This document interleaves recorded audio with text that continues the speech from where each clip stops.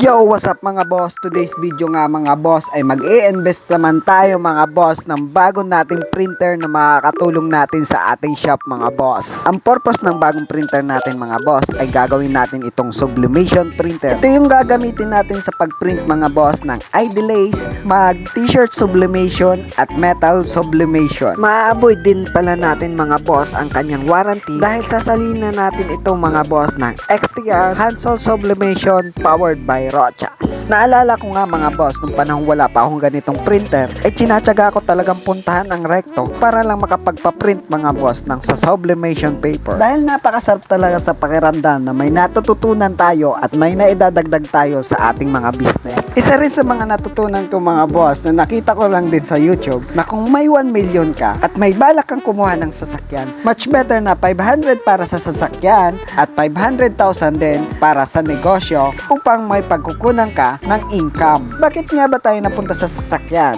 Well, malay nyo mga boss, isa lamang ito mga boss sa sample ko upang hindi tayo pabigla-bigla sa pagdesisyon para sa ating mga negosyo. Dahil hindi lahat ng negosyo mga boss ay nagbo-boom at nagtatagumpay. Kailangan din mga boss na isama si Lord o gawin nating partner si Lord para tayo ay maging successful sa ating buhay. Hindi na tayo magpapatrend sa iba.